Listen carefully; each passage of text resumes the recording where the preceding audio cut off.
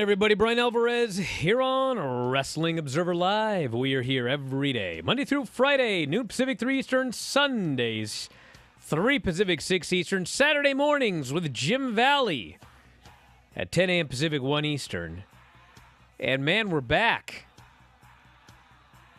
You know, sometimes people say, hey, Bryan, if you didn't do this for a living, how much wrestling would you watch? What would you be doing? And the answer is, man, I got no idea. We were starting this show today, and like all of a sudden, I didn't even realize what day it was. I was like, what is today? Then I realized it's Tuesday. And my whole everything is thrown off because last night was a not just a best of, the absolute best of Raw in 2022. And I didn't watch it. Although I kind of wish I would have now that I think about it, because I would like to have seen what the absolute best of Raw in 2022 actually was. Especially because if you remember 2022, I don't know if you remember this year or not, but the first half of the year was all Vince. And then there was a grand scandal, and Vince was removed. And then I was called by Vice TV to give my thoughts on it for a special. And then Triple H took over, and we've had the rest of the year. So, like, I wonder what the show was. Maybe if you saw it, you could tell me. Was it only the Triple H portion of the year? Did they ignore the whole Vince part? Probably not. But anyway, I didn't watch it, so now my whole week is all thrown off. I don't know if it's Monday, Friday, but we're going to talk about the news from the weekend, because I know there was a weekend. I was around for that. And then we're going to preview the coming week. We'll talk news. And then if you want to text me, you can. 425-780-7566. 425-780-7566. After the break, I'll tell you about how I'm going on another vacation. Yes, today. But I'm only missing one show. Back in a moment, Observer Live.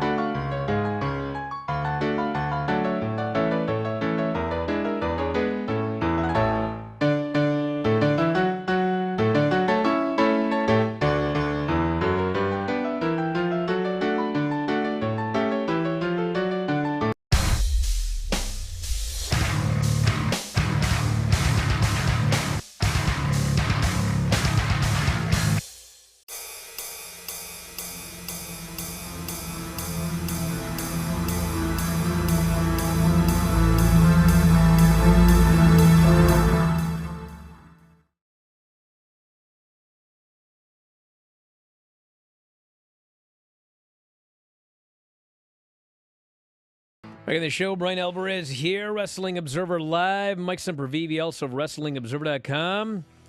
Yeah, we're back. And yeah, I'm about to leave again.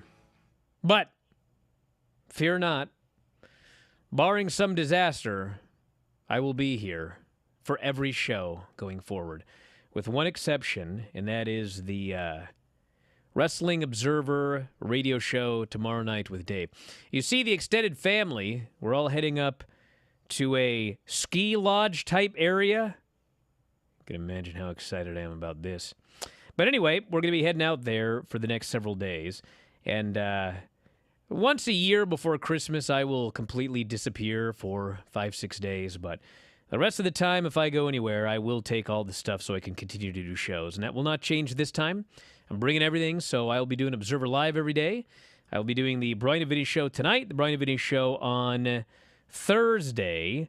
And the only show that I will miss is the Wrestling Observer radio show, because Wednesday nights we don't start taping till 1, and there's no extra room for me to do a show at 1 o'clock a.m. And so Jim Valley apparently is replacing me on Wednesday.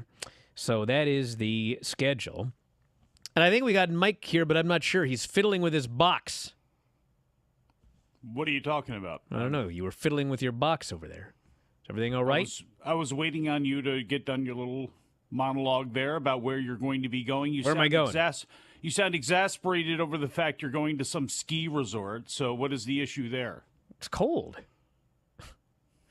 Let me tell you something about how cold it is here, everybody. And actually, I know most of you are probably beset with cold. Is that right? I hear it's most of this country. It was so icy here.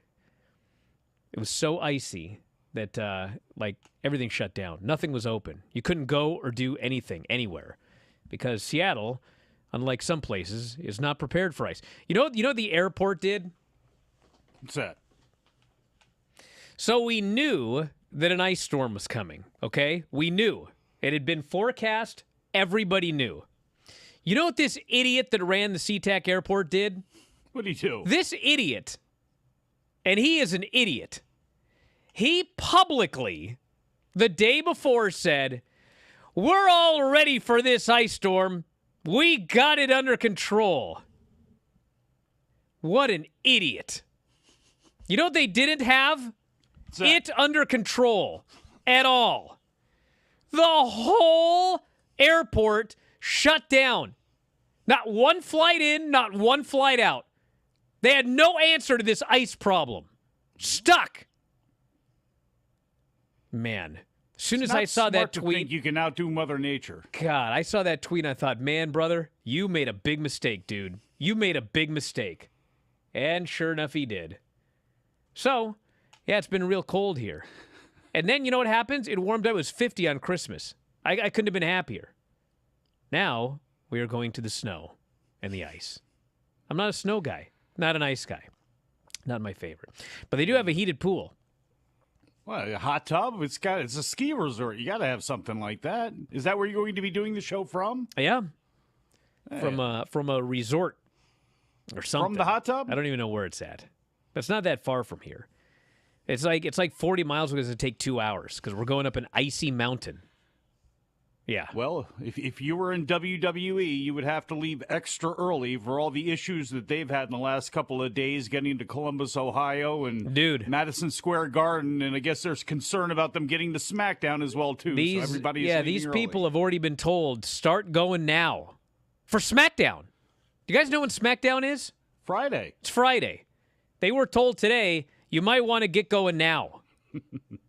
What that means also is don't blame travel as an excuse if you don't show up or you happen to be late. We gave you ample warning. We told you once. Yeah, I'm not doing the show from the hot tub, everybody. I'm doing it from a room.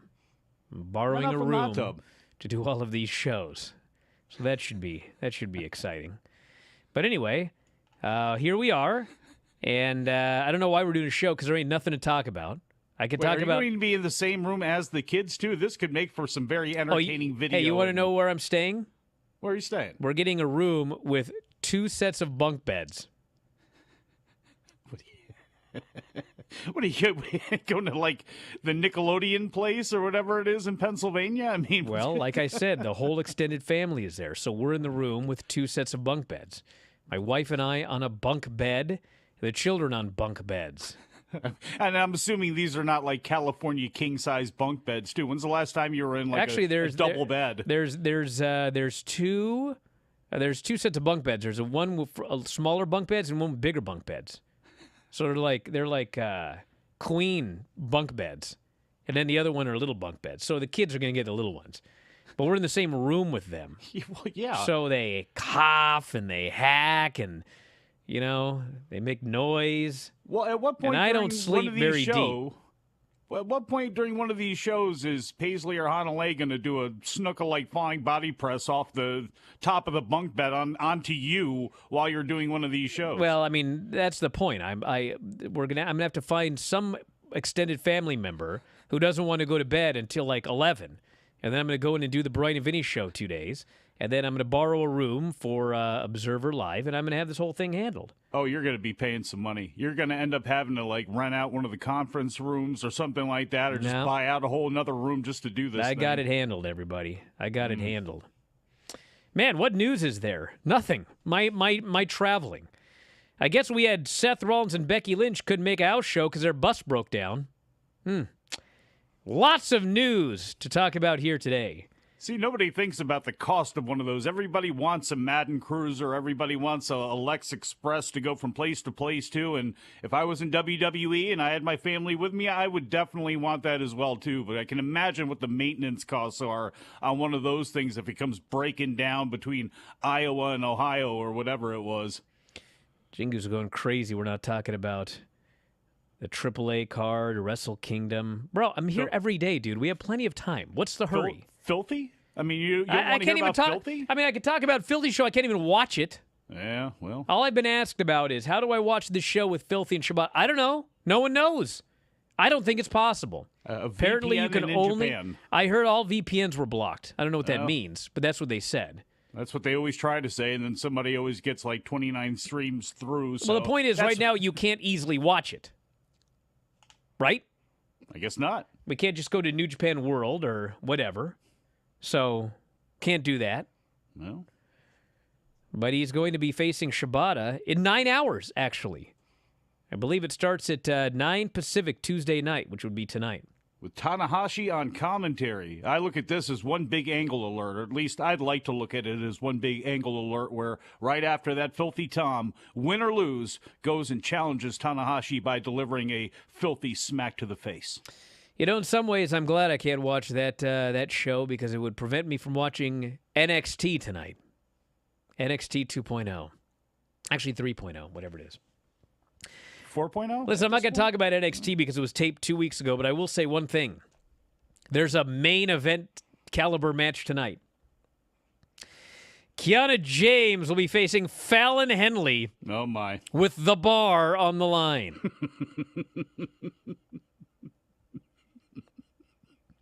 And what's funny is I read the spoilers, and I'm so intrigued with this match that I forget who wins.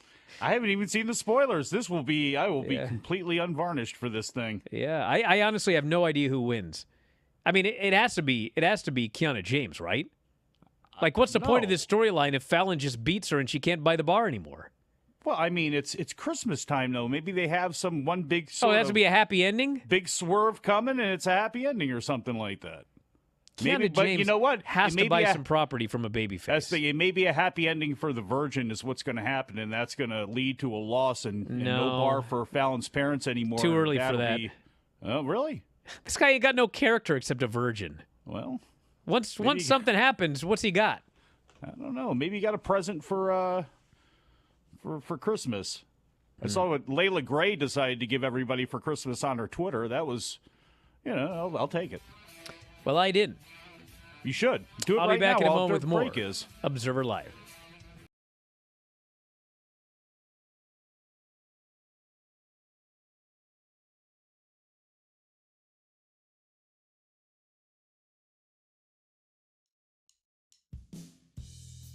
And this one is Guess the Prize. So what I did is I went to Shop AEW and I found just like a bunch of random items. And I'm going to put you to the test here and see if you can figure out how much these items actually cost based on what they are.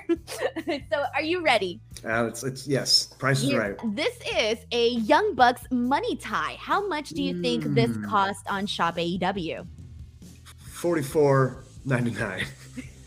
Okay, I will tell you, you're a little bit far off. It's actually $24.99. Man, I saw money. I thought it was expensive. That's true, huh? Okay, next one up. This Danhausen mask that is actually sold out on Shop AEW. Ooh, $30. $19.99. All right, next one. This AEW All Elite Pet Bowl. Ooh, it's ceramic. $39.99. $14.99. Shit, man. I just got money to blow, I guess. This is the AEW ornament. $9.99. $9.99. The price we were looking for, you were close. It was $14.99. And next one up, I hope you get this one here. Peter Avalon. Priceless, baby. Priceless. Priceless. Signed autograph here. Priceless. If you're buying it off me, it's going to be $999.99. Yeah, am I close? Yeah, pretty close. On Shop AEW, it is the 8x10 for $30, but priceless, I think, is the way to go. It'd probably sell. They could probably raise the price if they used a more current picture of me where I'm in better shape. Next one up, we got this Orange Cassidy bobblehead here, and it's a limited edition. $49.99. You know it, $49.99. That's right, because I have one. Oh, sweet. Or I should probably say sweet. I don't have one. Sorry, Orange. All right, we got two more. Next one up here is these Santana and Ortiz chancletas. So they're sandals. Whoa, those are lethal weapons. I didn't realize they're selling weapons on the damn website. Oof. Do you have to get a permit? You apply for a permit? Right? I know. We should need like some sort of license. Yeah, right? $19.99. Close. $21.99. Not bad. Chunkitas. Here we go. This Danhausen, very nice, very evil, lightweight jacket housing. Oh, it's a lightweight jacket housing. $44.99. Ooh, it is actually $135. It's pretty pricey. It's up there. Alrighty, Peter, there you go. That is a wrap for us here today.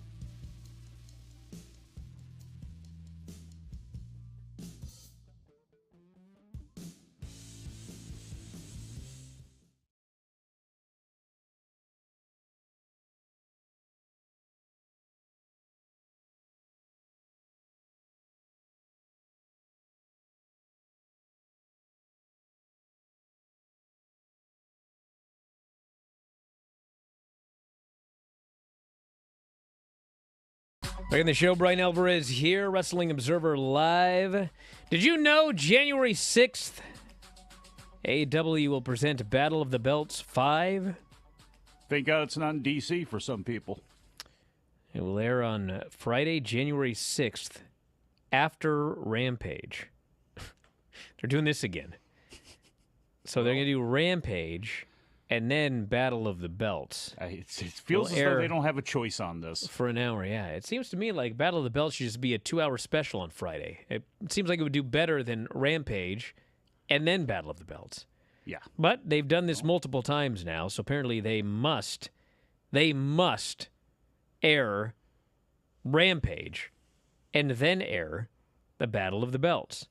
So we have 2 weeks to build it up, see what matches are on the show. And, yeah. Well, if it's about an issue that, they got to use the Rampage branding, there needs to be a show called Rampage on TNT that night. Just AEW Rampage presents Battle of the Belts. I mean, I don't know, because I'm sure that's possibly one of the reasons why it's not, but yeah, I don't know. And I don't know if that's really going to help. Did it help the last time? Because I don't believe that it did. I don't think so. And no, Rampage is not pre-taped. These are both live shows. It is a live Rampage, followed immediately by a live 1-hour Battle of the Belts. Not a 2-hour Battle of the Belts. How many? 1 hour of Rampage. The real question will be, will there be more title matches on Rampage than Battle of the Belts? No, but I'll bet there will be more. There will be more title matches on a random Dynamite in January than there will be on Battle of the Belts. That I can tell you. But by the first of the year, will FTR be the AAA Tag Team Champions? Because I think that's a day or two away, and I'm going with no. And I still see them losing those New Japan Tag titles as well, too. If not at Dynamite within the first couple of weeks of the year, or at the Dome, I should say. We shall see. But did you know that in January, WWE presents the Royal Rumble, and they have announced in advance. They haven't shot an angle for it, but they're telling us in advance. On the show will be what is being called a pitch black match. At the Royal Rumble, there will be the debut of the first ever pitch black match. Now that you know that, they're going to shoot an angle that will result in a pitch black match. Why, you ask? Well, Mountain Dew apparently has a drink called Mountain Dew Pitch Black. And they got a lot of money. And I actually, you know what's funny is, do you guys remember, I forget what show it was, but they did that stupid match with Miz and the Zombies, and it was like the worst, the absolute dirt worst match. And Miz got injured on top of that. And it was stupid and embarrassing. Yeah. Well, that was because of tie-in with Living Dead or whatever. I don't even remember. It was such a great tie-in, I don't remember what it was. And, you know, they didn't get paid that much for it. I mean, they got paid a lot. I mean, for most people here, you'd take that money, but this is a $1 billion company, okay? And they took chump change to ruin a pay-per-view with a horrible match. Well, that's what happens when Big Bank sees much, much bigger bank in the PepsiCo Corporation or however the Yum Brands, whatever it is exactly, and that's sometimes what you feel as though you have to do. Didn't we have a Miller Lite pillow fight at WrestleMania one year with Candice Michelle and somebody? Well, yeah, but that's different because at that point they were doing that stuff all the time. Well, this was like, hey, we're going to do a good show, and we're going to put a match where Miz is being eaten by zombies, and we're going to pretend it's a shoot. Well, they got the right guy involved in it. I mean, if you think about it, you wouldn't have wanted a Roman Reigns or somebody like that. The Miz was perfect for something stupid like that. I'm not advocating for it to be on TV or anything, but this is what they do. This is what big places do with synergy with their corporate partners and their Hey, guys, remember that egg? What was the egg for? The egg was for a movie, right? It was another one of these. Well, they got chump change to do a bunch of stupid storylines involving an egg. Brother, get used to it. You got to. That's how it works. You may not like it. You may not want to deal with it. You going to give me $1,000 to purposely ruin the Christmas show? Brother, I'll do that for free, number one. But number two, not worth it. Of all people, Mr. Goldboat, if somebody threw enough money in your face, that's the point, though, Mike. It's not enough money. It's not like they go, we'll give you $100 million to have Miz eaten by zombies on your pay-per-view. That's not what they offered. Well, they're like, hey, here's a little bit. Yeah, but here's the thing. You do something like that, so later on, down the line, maybe they'll give you a little more. Maybe they won't be so apt to bail on you because you have been working together, and this is what we did for you. But you know how this stuff works. I'm not saying it's a good thing, but you just got to suck it up and deal with it because to them, it is enough money, apparently. Well, we got a pitch black match. I don't know what the heck it is, but we're going to get it. Oh, man. Yeah, man, see, you just can't do it right. Well, you can have a lights out match, but you know, we're going to be able to, if we can see it, it's not pitch black. The only way to make this work and not have it be like false advertising is if it's pitch black. Well, Jared, put a black thing on the screen here. It would be like if the match was like this for 10 minutes and all you heard was, oh, ow, boom. No, Mike, stop it. All right, you can put the thing back, Jared. That is a pitch black match. If you bathe it in blue light, that ain't pitch black. If you put up a logo for Mountain Dew, that ain't pitch black. So you want this to be like the Prince of Darkness match that like Jimmy Garvin and Rick Martel or whoever it was. Rick Martel and Jake Roberts, and then they did one with Kevin Sullivan and Jimmy Garvin for Precious or something like that back in the day. These matches where nobody can see anything. And you know what I remember about both of those matches? They were bad. They were bad. So maybe instead of just putting hoods over these guys' heads so they can't see, if it's all blacked out and nothing happens, we're actually the winners because, we don't have to actually watch it. Both Drew McIntyre and Cody Rhodes appeared on the absolute best of 2022 edition of Raw to share their plans for the upcoming new year. McIntyre's been out of action since the end of November, last wrestling at a house show in Portland. When asked about his status on Raw, he said he was dealing with, quote, a minor injury and would be back soon. Said he would not miss upcoming events during the road to WrestleMania. And then he was asked about his memories of Clash at the Castle, which they showed footage of. Cody Rhodes also appeared. When asked about 2023, he said he wants to pick up where he left off. In this time that we're in, he said, I have this opportunity at making that happen. Referring to a dream he had back when he first started wrestling for Ohio Valley Wrestling.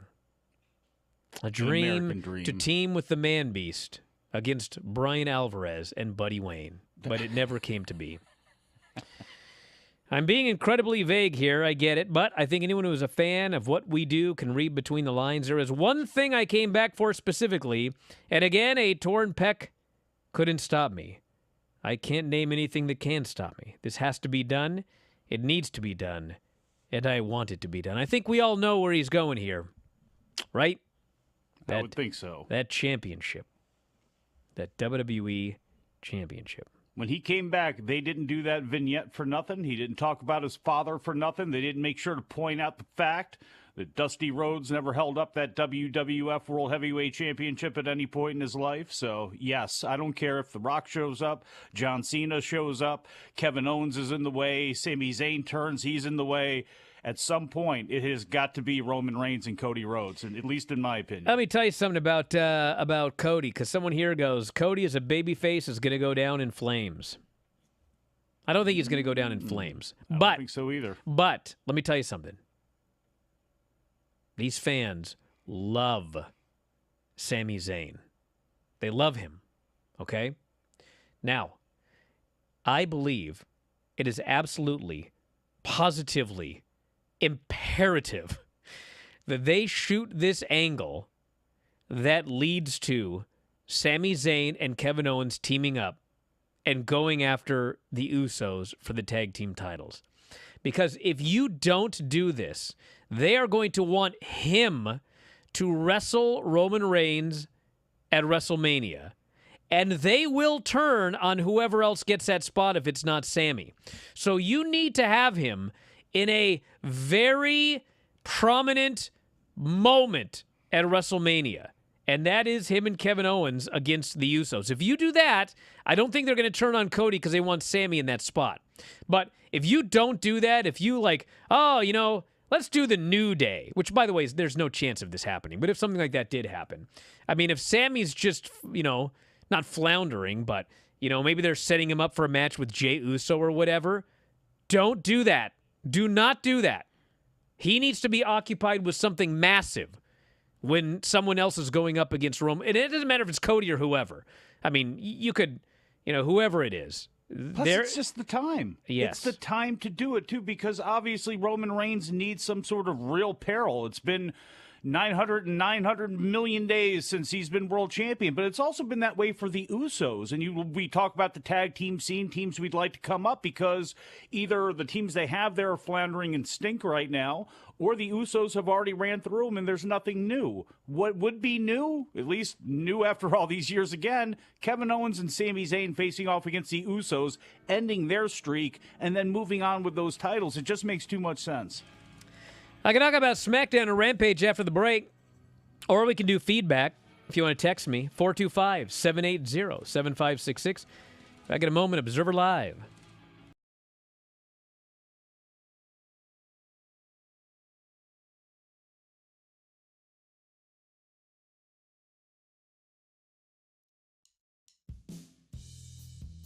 first game that we are going to play today is word association. So here we go. The first one up, Jon Moxley. Crazy. What a lunatic. What a crazy, crazy man. But man, his matches are nuts, and they're I can't look away. Adam Cole. Baby. How can you not? That's a given, right? It is a given, like instantly. Orange Cassidy. Too cool, man. He's the coolest guy in school. Wonderful guy. The Acclaimed. I love their raps. I really do. They are hilarious, man. So I would say Max is creative, and Bowens, he's jacked. Darby Allin. Let me change the word. I said crazy about John. Darby's a lunatic. A lunatic. What's the craziest thing you've seen him do? Exist. His entire existence is kind of nutty. Adam Page. I guess I more so just have a story that he's a very, very sweet. He keeps to himself, but anytime we've passed by, he's the first one to say hello, looks me in the face, and he's just, just the way he treats people is very endearing. So I can't get enough of Adam Page. So to see his success is wonderful, and I love that he was champion, and he was my champ. Brandon Cutler. Piece of shit. Piece of shit. Danhausen. I do like that he's like a cartoon character, and I feel like I'm his Snidely Whiplash. You know what I mean? I'm kind of be his cartoon counterpart. Nobody else has a cartoon face like, I guess, Peter Avalon. Bryan Danielson. Best. The GOAT. And last one, Chris Jericho. Man, another one of the GOATs. I guess he had it on his butt and all embroidered and everything, and I guess Bryan looks like a goat, so only one can be the GOAT. I'll say Danielson's the GOAT and Jericho's the best. I love it. Alrighty, so thank you so much for doing this word association with me. But before we go, please tell the people where they can support you, where they can find you, where they can watch your stuff, and all of that. You can catch me twitter.com/Pavalon, Instagram.com/PPA all day. I have a website, peteravalon.com. You can see me kicking ass at New Japan. That's right. I'll be there November, December when we're out in LA. You can see me on AEW. I just had my match with Brandon Cutler. So go back, review that, see how incredible I am in victory. Catch my show, Championship Wrestling. And just keep a lookout for Big P.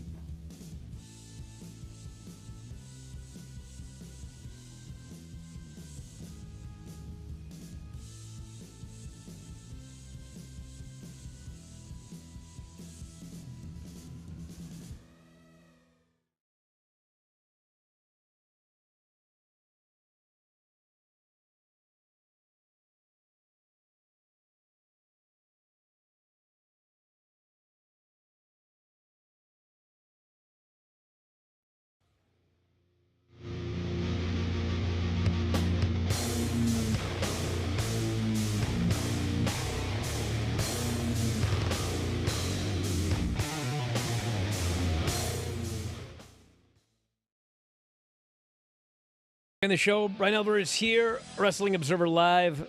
Mike Sempervive. Just pulled something, didn't you? There's no way you're getting out of this trip tonight. You're driving up that icy mountain. You got to deal with it. Oh man, I don't think we can go. My back. Nope, you're going. I've already got my main event multi-tool pack. Main event multi-tool. Yeah. For when something happens on that icy road. Are you being are you now declaring yourself an ice? Of course I am. Look, I got pliers. Yeah. I got bunch of knives. Oh. In case I need to do something. Swiss Army Alvarez. Look at that. I got screwdrivers, bottle opener. I'm gonna need that one. Yeah, you will. I've changed my mind about this Christmas show thing. You got a corkscrew on there for the ladies when they open up the bottle? Well, of course. Line? I got a package. I got everything on here. Nice. I don't mess around when I got to go out in the snow. Going to fight the Yeti. Yeah, DJ knows about the Good Samaritan. Yeah. Guys ever heard the story of the Phantom Hitchhiker? No. Look it up on the internet. But we ran into a Phantom Good Samaritan because, I don't know if I told the story in the air, but last time we went to Cannon Beach. And then after you hit him, you didn't even send him to the hospital. Of course I'm a woodsman. Last time we went to Cannon Beach, okay? I don't know if you guys know this or not, but I'm in Washington, and Cannon Beach is in Oregon, as they call it. And so you have to drive over this bridge to get to Oregon. And yes, exactly, I did tell this story. But I got a flat tire right as we got on the bridge, and it's a 2-lane bridge. And so, as I am a good Samaritan myself, I did not pull over immediately and hold up traffic for miles. I got over the bridge, pulled over, and this tire was smoking. This was not I-5, TRPO 83. This tire is absolutely, completely, utterly, totally destroyed. And man, like lickety-split, this guy in this old beat-up car pulls up behind us. He gets out, just a hippie. He's got the long hair, old guy. And he immediately goes, "Where's the spare?" He starts doing everything. And he goes, he says, "I was a mechanic." And so, man, he had this thing fixed in no time. And then we're desperately trying to shove cash into his hand, and he just shuts the door and zooms off. He's gone. Phantom Good Samaritan. Saved the day there. Yeah. And you went and bought edibles with that and then finally relaxed. No, of course not. Of course not. But anyway, today I will be the Good Samaritan with my multi-tool. Where the heck was I? This person here says, and boy, am I ready for this one. This better not be you, Lenny. You've already lost money once. At what point in 2023, this person says, will the conversation become, quote, is MJF going to be the one to beat Roman in 2024? Now, listen, I know that conversation is going to happen, but I'm going to tell you something right now. My belief, okay? I have no inside information. Do you understand? The only inside information I have is no matter what you think of Dynamite or Rampage or booking issues here and there, I do not think that Tony Khan is an idiot. Far from it, okay? I don't believe for 1 second MJF's deal is up in 2024. I don't. And maybe it is. If it is, Tony is out of his mind to do this storyline. But I believe that MJF is already re-signed and that this whole war... In fact, like 2 months ago, I did a whole storyline I'd come up with involving MJF and Moxley and the whole 9 yards. Like, I'm sure... I shouldn't say I'm sure, but because they keep talking about it, I'm fairly certain that they have some sort of long-term storyline involving MJF and this bidding war of 2024. But I believe this is all storyline, and I do not believe that MJF's deal is up in 2023 or 2024 or whatever, and that he's going to actually be in the middle of a bidding war in the middle of this storyline. I cannot possibly buy that. If it's true... But I don't think it's true. Yeah, so. I wouldn't think it is either, because I would think both he and Britt Baker, for example, probably at some point rework their deals. I don't know that to be the case, but if I was Tony Khan, seeing what they were doing for me and seeing what the reaction was and all of that, I would have pulled them to the side and go, let's talk. You need more money, and I need some more security when it comes to your futures. So I think they probably did that. And here's the thing, though, too. Even if it was up in 2024, Roman can't keep the belt that long. They're not that creative, okay? This is not, a Ric Flair 4-year title reign where you got Dusty and you start picking up people from all over the place and you got that. Like, it needs to end. And if you are going to bring MJF in Fantasyland 2024, the first person I have him button heads with is Cody Rhodes, because it's already been built up. And that's, to me, how you would bring him in. And frankly, by that point in 2024, there could be a chance that Cody Rhodes would have that belt. So, the idea of MJF and Roman Reigns is great for Pro Wrestling Illustrated, or it's great for, having some fun to banter it about or something like that. But the reality of the situation is Roman, they can't go with that hand for that long. And if you do bring him in, why would you not do Cody Rhodes when it's right there? All right, if you want to text us, 425-780-7566 is the phone number. We had Rampage and SmackDown. Listen, I've said this a million times. I love AEW. I'm a big fan, okay? But it's okay to be critical of certain things. And I thought that the whatever the hell the name of that battle royal was. I am not a bad guy for questioning the rules of this match. And I did get blowback for questioning this on the board. But what they did was, and there was no explanation as to why, this is just what they did. It was trios teams in a battle royal, and the winning team's going to get a match or whatever. Or actually, the winning team was getting $100,000 each. It's $300,000. $300,000 holiday bash gimmick. They were going to split $300,000 three ways because there's three guys. Okay. It's fair. So they do the match.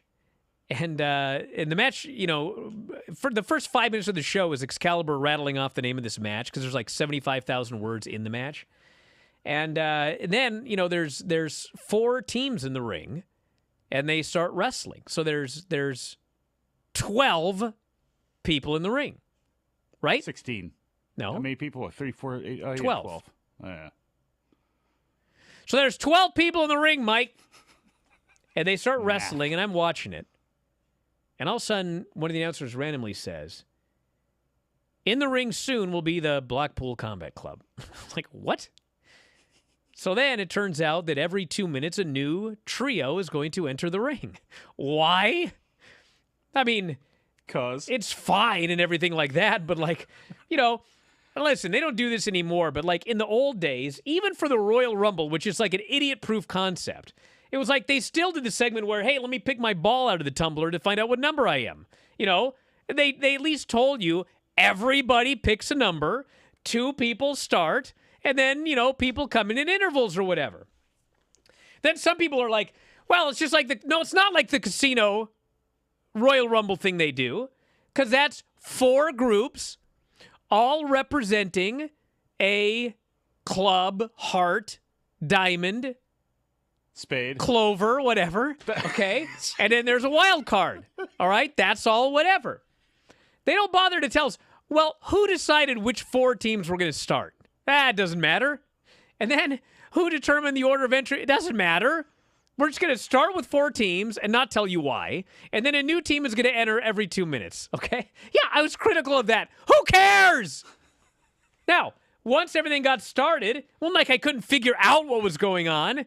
I'm just wondering, why did they do it this way? Why didn't they just start with two teams and then a team entered right? But anyway. Well, if you were going to ask anybody, you only can ask Excalibur since he's the one with all of the answers on that show anyway. So they finally come down to the last four. It is Claudio, it is Jon Moxley, and it's Top Flight. And Hangman runs down, and he starts brawling with Moxley. Moxley gets eliminated.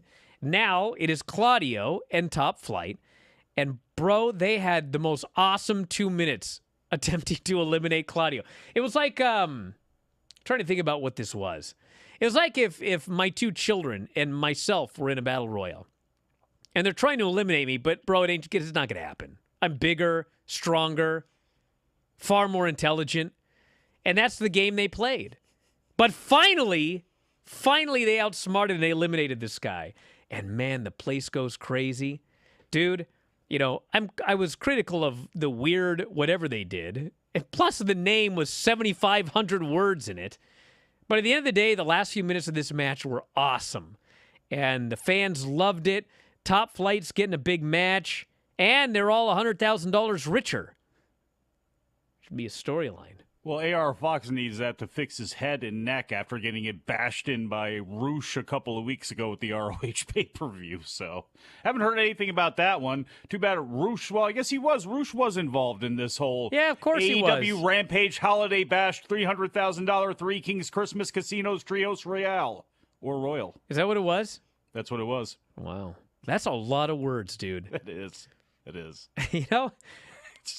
You know what's funny? Why does it have to be the Three Kings Christmas? Why? I mean, do we have to go back to biblical? Why couldn't it have just been the 3K Casino Trios Royale? You know what I'm saying? Wouldn't that have been enough? We had to put the Three Kings Christmas in there as well, too?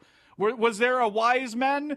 Why didn't they get frankincense and myrrh and the other gimmick that they gave the boy king whatnot? You know, it's funny because Tony's been a fan like his whole life.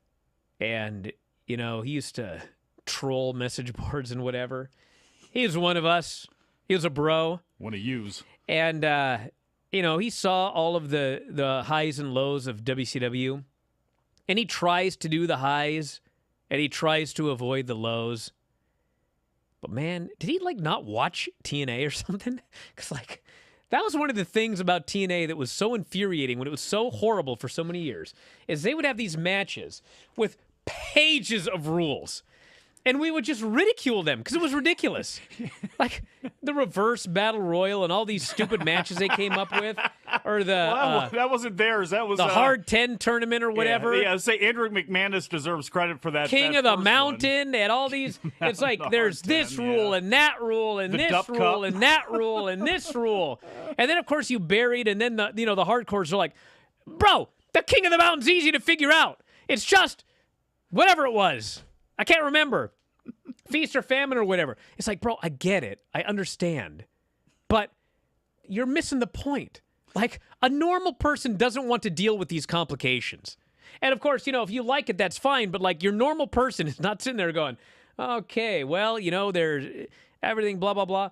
Man, this Tony loves his complicated matches with screens full of rules. And boy, does he have his defenders that will defend it to the death. Well, do you remember? Usually with the argument of, just be smarter, Bryan. Well, and you're an old man. I mean, you're an old... Because remember back in the day, if you had to explain the rules of a match to that point, or you had to put 19 screens up, then the idea was people aren't going to follow along with it. Don't do it. It's too complicated. But here we are. You know, people got mad at Lance for getting really mad at Impact the other day when they started with that Battle Royal. But, I mean, the Battle Royal did start with half the people in the ring and half the people on the floor. Why weren't they all in the ring at the beginning? That's a valid question. Back in a moment, Observer Live. It's time to play Which Movie Did John Cena Say This Line In? Quote number 1. It's not a toilet seat, it's a beacon of freedom. In which movie did John Cena say this line? A. The Suicide Squad. B. F9 The Fast Saga. C. Bumblebee. Or D. The Marine.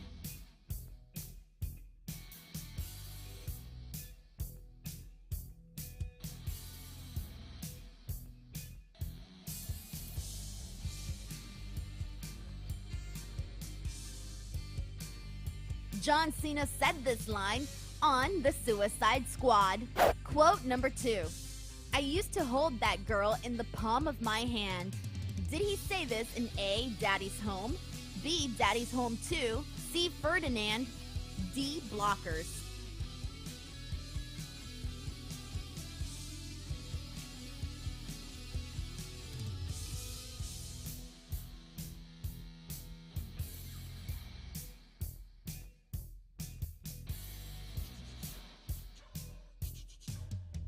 John Cena said this line on the movie Blockers. Quote number 3. Nothing like a bloodbath to start the day. Did John Cena say this in A. Blockers, B. The Suicide Squad, C. The Marine, or D. 12 Rounds?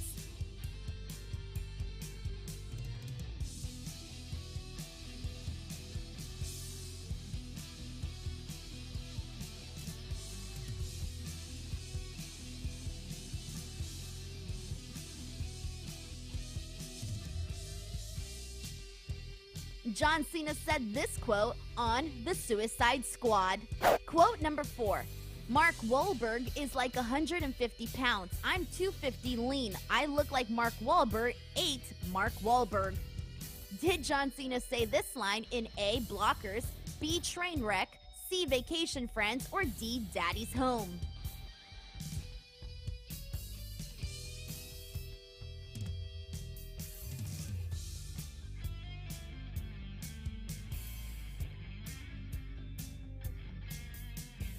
This line was said by John Cena on Trainwreck.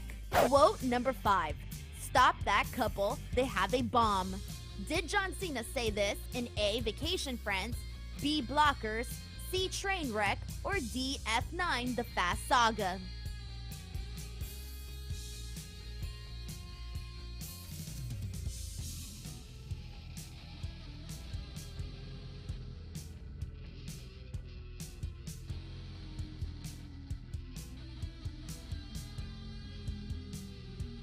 John Cena said this line on Vacation Friends. That's it for this trivia game. Thank you guys for playing. I will catch you on the next commercial break. But in the meantime, let's get back to Wrestling Observer Live.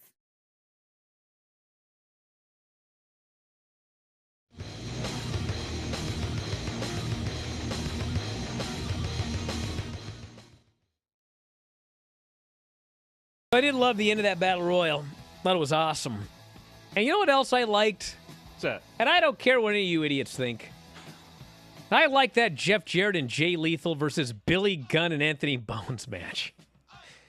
And I liked it because you had Billy Gunn and Jeff Jarrett in there, and pros. You know, they're in their 50s.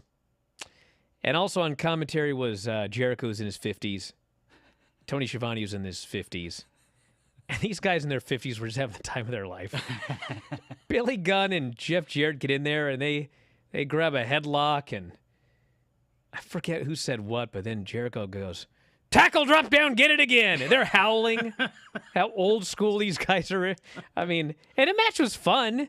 And they had a simple story. Max Caster was injured, so he couldn't wrestle, so Billy Gunn got put in there. So Jarrett and Jay Lethal beat the tag team champions, except, you know, one of the guys and their manager by pinning the manager.